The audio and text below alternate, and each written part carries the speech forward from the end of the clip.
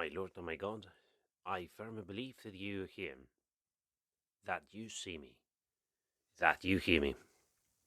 I adore you with profound reverence. I ask you for pardon for my sins and grace to make this time of prayer fruitful. My Mother Immaculate, Saint Joseph, my Father, Lord, my guardian angel, intercede for me. We get ready for Christmas like those who were ready for it the first time. And our Mother, Mary, is the best example. After the angel Gabriel explained the plan to Mary, and to prove the point that there is nothing impossible for God, he mentioned that Elizabeth was pregnant. It was maybe just to make a point, but for Mary, no information was too trivial when someone needed help. So we read today, in those days Mary set out and went with haste to a Judean town in the hill country. When she entered the house of Zechariah and greeted Elizabeth. Now this is the key to living Advent like Mary. What did Our Lady do when she found out the Messiah was finally coming? She went with haste to help her cousin. She didn't spend a few days on retreat to mentally prepare herself. She didn't go shopping to get baby clothes. She didn't go to find support, but went with haste to support Elizabeth. Many were not ready for your coming, Jesus. Maybe the innkeeper is an exemplar of those who were taken off guard.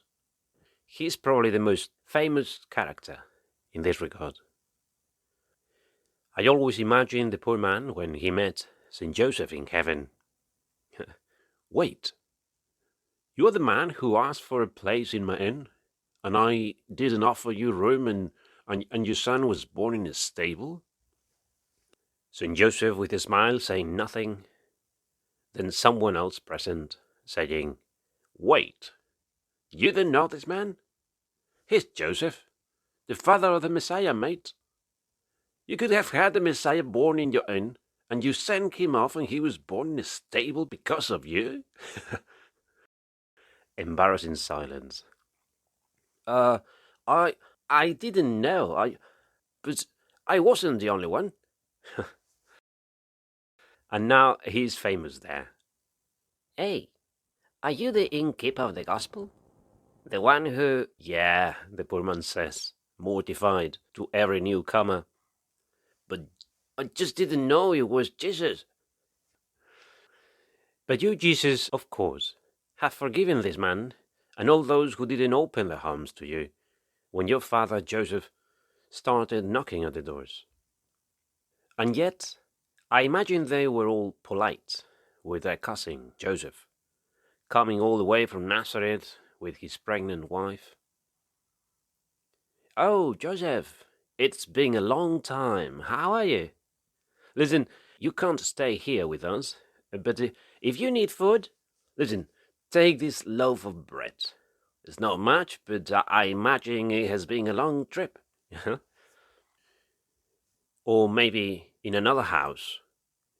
Oh, you don't have a place for your family? Oh, I'm so sorry to hear that. Listen, you certainly can't stay here, but why don't you try in the house of Eleazar, your dad's godson? You know, he's got a massive house. I can give you a blanket, though.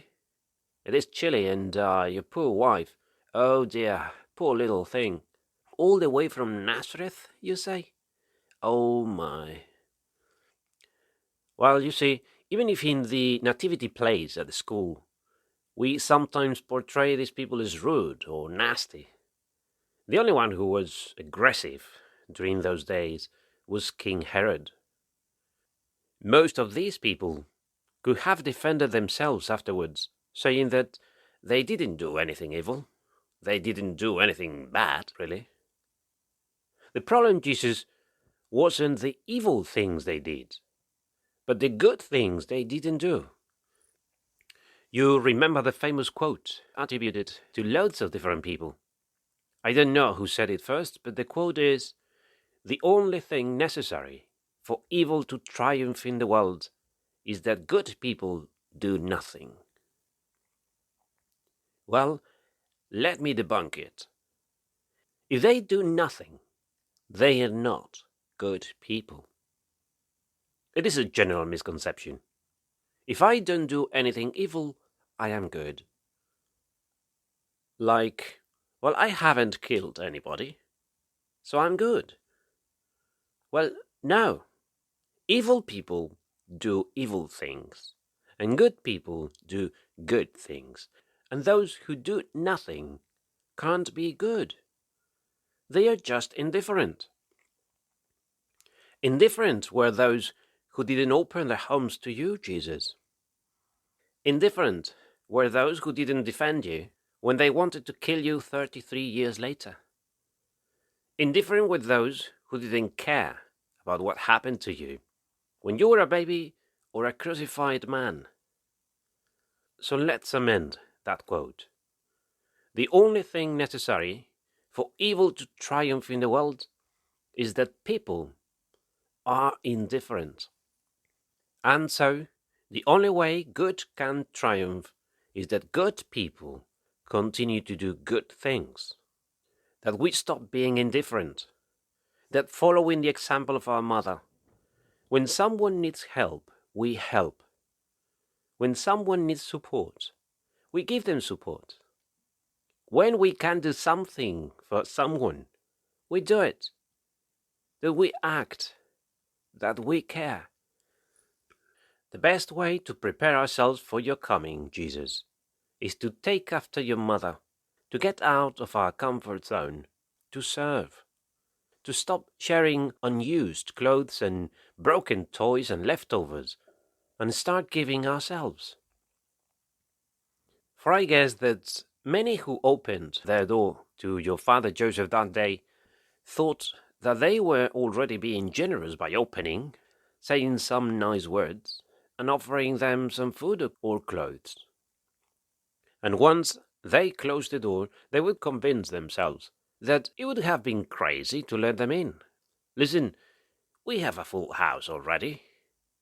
We could send the kids to their cousins, but, well, no need to overdo it, right? Anyway, they will find a place somewhere. So, what's for dinner, right? Yes. Well, no need to stretch it. No need to go over the top. We can help with some little things, but there is no need to exaggerate, right? Well, let's go back to Mary.